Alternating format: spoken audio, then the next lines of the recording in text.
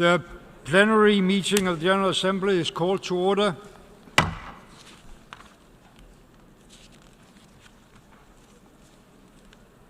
The Assembly will now hear an address by His Excellency Serge Sargsyan, President of the Republic of Armenia. I request protocol to escort His Excellency.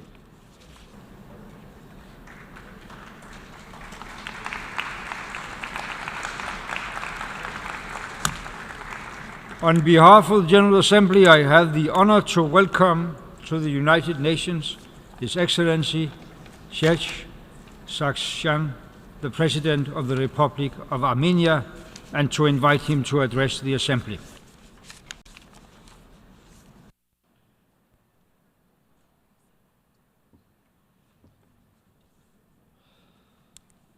Հարգելի նախագահ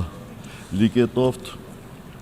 շնորհավորում եմ ձեզ Միավորված ազգերի կազմակերպության գլխավոր վեհաժողովի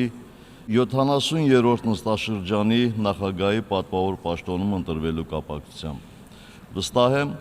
որ ձեր ղեկավարությամբ հոբելյանական այս նստաշրջանը կարդարացնի բոլորիս ակնկալիքները։ Հարգելի պատվիրակներ, տիկնայք եւ պարոնայք, շնորհավորում եմ նաև մեզ բոլորիս Միավորված ազգերի կազմակերպության 70-րդ տարեդարձի կապակցությամբ։ Այս կազմակերպության ստեղծումը մարդկության մեծագույն նվաճումներից է, որը ժողովուրդներին համախմբել է,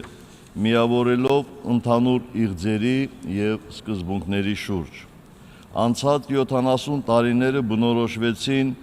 կարևորագույն դրական զարգացումներով, վերջ դրվեց գաղութատիրությանը, ռասայական խտրականությանն ու ապարտեիդին։ Աշխարհի ժողովուրդներին հնարավորություն տրվեց ինքնորոշվելու, պետականություն կերտելու և իրենց ճակատագիրը տնօրինելու իրենց իսկ ստեղծած պետությունում, ՄԱԿ-ի անդամների թիվը 51-ից հասցնելով 193-ի։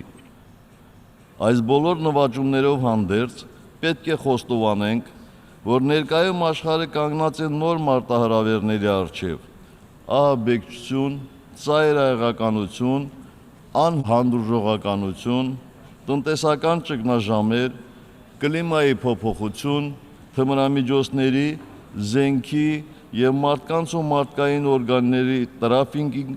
միգրացիոն ճգնաժամ և այլն։ Այս մարտահրավերների շարքը երկար է, և հենց դրանց դեմ պայքարելու անհրաժեշտությունն է, որ մեզ պարտավորեցնում է վճռականորեն վերահաստատել մեր համատեղ հանձնառությունն այս կազմակերպության առաքելությանն ու նրա կանոնադրությանը։ Տիկնայք և պարոնայք, անցյալ տարի Հայոց ցեղասպանության 100-րդ տարելիցի նախաշեմին ես այս ամբիոնից անուն առ անուն շնորհակալություն հայտնեցի Հայոց ցեղասպանությունը ճանաչած երկրներին, կոչ անելով միջազգային հանրությանը ճանաչման ու դատապարտման միջոցով ցեղասպանությունների կրկնության դեմ պայքարին նոր թափ հաղորդել։ Այսօր նույն այս ամբիոնից շնորհակալություն եմ հայտնում Հռոմի Պապ Ֆրանցիսկոսին և հիշատակում նրա կողմից մատուցված պատմական պատարագը, Եվրոպայի խորհրդարանին և մատնանշում նրա ընդունած բանաձևը, Գերմանիայի նախագահին և վստահեցնում, որ նրա հայտնի ելույթն այսուհետ լինելու է մեր ժողովրդի պատմության էջերում։ Ավստրիայի, Բոլիվիայի, Բրազիլիայի, Լյուքսեմբուրգի, Նիդերլանդների, Չիլիի օրենսդիր մարմիններին, բազմաթիվ երկրների նահանգային և քաղաքային խորհուրդներին, ինչպես նաև տասնյակ ու հարյուրավոր հասարակական քաղաքական կառույցներին։ Շնորհակալություն եմ հայտնում Ռուսաստանի, Ֆրանսիայի, Կիպրոսի, Սերբիայի նախագահներին, ինչպես նաև բազմաթիվ երկրների պատվիրակություններին, ապրիլի 24-ին Երևանում ցեղասպանության զոհերի ոգեկոչման արարողությանը մասնակցելու համար։ Ցեղասպանությունների կանխարգելումը միջազգային օրակարգում պահելու մեր հաստատակամության մասին եմ վկայում Մարդու իրավունքների խորհրդում մեր կողմից պարբերաբար առաջադրվող բանաձևերը, որոնցից վերջինն ընդունվել է այս տարի։ Դրա հիման վրա էլ օրեր առաջ այս վեհաժողովը դեկտեմբերի 9 հռչակեց ցեղասպանության հանցագործության զոհերի հիշատակի ու արժանապատվության եւ այդ հանցագործության կանխարգելման միջազգային օր։ Հարգելի ներկաներ, Լեռնային Ղարաբաղի հիմնահարցի խաղաղ կարգավորումը շարունակում է մնալ կարևորագույն խնդիրներից մեկը մեր տարածաշրջանում։ Պետք է նշեմ, որ Ադրբեջանի վարած ագրեսիվ քաղաքականության արդյունքում այսօր ոչ միայն էական առաջընթաց չկա խնդրի կարգավորման բանակցային գործընթացում, այլև արձանագրվել է լարվածության աճի միտում։ Նավթի վրա կառուցված տնտեսության սասանման պայմաններում հասունացող ժողովրդական ցասումը խեղդելու համար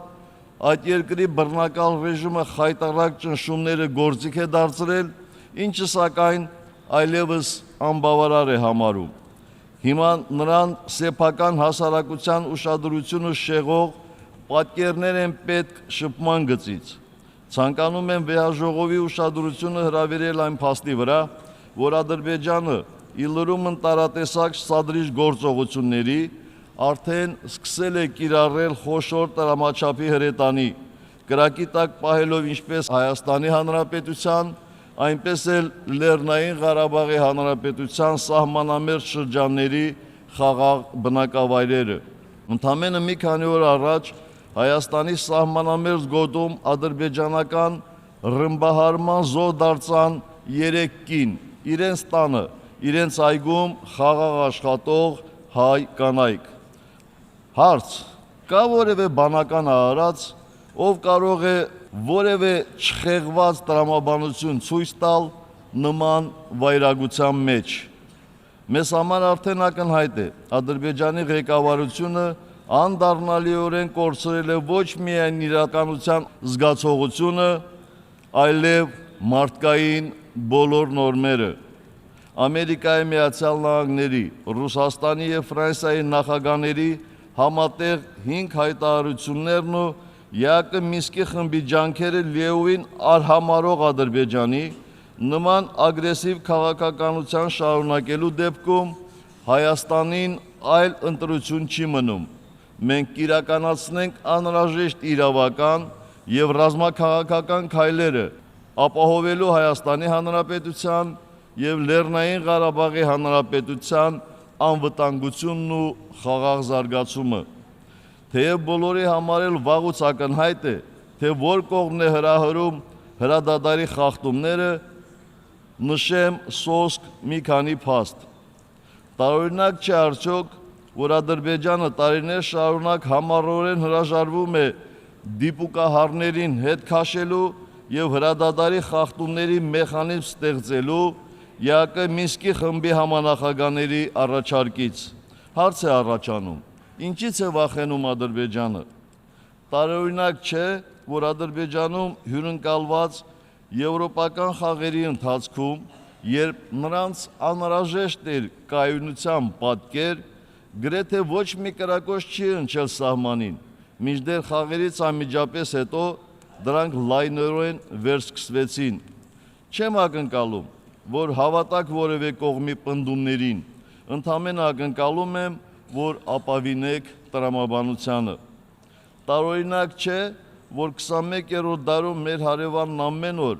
առանց հոգնելու հպարտանում է սպառազինությունների գերկուտակմամբ եւ ռազմական բյուջեի բազմապատկմամբ, որ համառորեն շարունակում է հանդես գալ պատերազմը վերսկսելու սպառնալիքով, ընդ որում դա անում է պետության ղեկավարի մակարդակով։ Կարծում եմ, այժմ բոլորի համար է ակնհայտ, թե ինչու էր Հայաստանը տարիներ շարունակ հետևողականորեն հորդորում միջազգային հանրությանը ոչ թե ընդհանրական, այլ հասցեական հայտարարություններ անել հրադադարի խախտումների վերաբերյալ։ Մենք պետք է հասկանանք, որ խաղաղությանը եւ անվտանգությանը սպառնացող նախանշանները քողարկելու փորձերը կարող են աղետալի հետևանքներ ունենալ։ Հարգելի գործընկերներ, այսօր մենք ականատեսն ենք Մերձավոր Արևելքում տեղի ունեցող անմարդկային դաժանությունների, կրոնական անհանդուրժողականությունը հանգեցրել է անդառնալի հետևանքների։ Մենք ամենաուղղակի կերպով ենք զգում տեղի ունեցող վայրագությունները, քանզի դրանց հետևանքով ոչ միայն ոչնչացվում են հայկական հոգևոր եւ մշակութային ժառանգության նմուշները, այլև սպանվում եւ փախստական են դառնում Իրաքում եւ Սիրիայում բնակվող բազմաթիվ հայեր։ Սիրիացի ժողովրդի համար ծանր ժամանակաշրջանում դժվարությունները կիսում են նաև դարերով այդ տարածքներում ապրող հայությունը։ Մենք մեր ուժերի ներածին չափով փորձում ենք օժանդակել փախստականներին։ Մինչ օրս Հայաստանն ընդունել է ավելի քան 16,000 փախստական Սիրիայից։ Նրանց ընդունման թվով Հայաստանը առաջիններից մեկն է Եվրոպայում։ Հայերը լավ գիտեն փախստականի տարագիր ճակատագիրը։ Հայոց ցեղասպանության զոհերի թիվը անհամեմատ մեծ կլներ, իսկ վերապրածների ճակատագիրը շատ ավելի դաժան, եթե այդ ծանր շրջանում մեր ժողովրդի կողքին չկանգնեին մեր բարեկամ երկրները։ Այսօր հարկ է արժանի մատուցել Գերմանիային, Շվեդիային եւ մյուս երկրներին ցուցաբերվող մարդասիրության համար, ապաստան տալով 100,000 փախստականների, նրանք վերահաստատեցին, որ օգնությունը պարտադիր է թե իրավական, թե մարդասիրական տեսանկյունից։ Հարգելի գործընկերներ, այս տարի բոլորս ականատես եղանք, թե ինչպես միասնական եւ համարժեք գործողությունների արդյունքում հնարավոր դարձավ հարթել միջազգային նշանակության կնճռոտ խնդիրներից մեկը։ Մեր անմիջական հարևանի Իրանի Իսլամական Հանրապետության միջուկային ծրագրի շուրջ ձեռք բերվեց պատմական նշանակության համաձայնություն։ Շրջադարձային այդ պայմանավորվածությունն անխոս նպաստելու է համաշխարհային մակարդակով ճգնաժամային իրավիճակների հանգուցալուծմանն ու փոխադարձ վստահության ամրապնդմանը, ինչը հնարավոր եղավ երկարատև ու հետևողական քաղաքական եւ դիվանագիտական ջանքերի շնորհիվ։ Այս ամենը վկայում է, որ համապատասխան կամքի առկայության, հակասությունների հարթեցման եւ համագործակցային ոգու շեշտադրման պարագայում իսկապես կարելի է բարդակույն խնդիրների համար լուծումներ գտնել։ Այս ամբիոնից ցանկանում եմ եւս մեկ անգամ շեշտել դիվանագիտական ջանքերի կիրառման կարեւորությունը, հատկապես փակ սահմանների բացառման նպատակով։ Հայաստանը, որի հարևանները անօրինական շրջափակում են իրականացնում, անթույլատրելի է համարում 21-րդ դարում միջմշակութային, մարդկային շփումները խաթարող եւ առևտրային կապերի համար արհեստական խոչընդոտներ ստեղծող անհեռատես քաղաքականությունը։ Այս համատեքստում կարևորում ենք դեպի ծով ելք չունեցող զարգացող երկրների հարցերով ՄԱԿ-ի համաժողովների պարբերաբար անցկացումը։ Մենք պատրաստական ենք ներդնելու մեր ջանքերը այս գործում, այդ թվում նաև թեմայի շուրջ միջանկյալ աշխատաժողովներ հյուրընկալելով մեր երկրում։ Պարոն նախագահ, ավարտելով խոսքս, ուզում եմ միանալ բոլոր այն ելույթ ունեցողներին, ովքեր միահամուռ պայքարի կոչ են անում ընդդեմ խավարի, վանդալիզմի եւ ատելության։ Այս պայքարում չկան մեծ ու փոքր երկրներ, յուրաքանչյուրն ունի իր դերը։ Հայաստանը պատրաստ է իր մասնակցությունը բերել մեր ընդհանուր պայքարին։ Շնորհակալ եմ։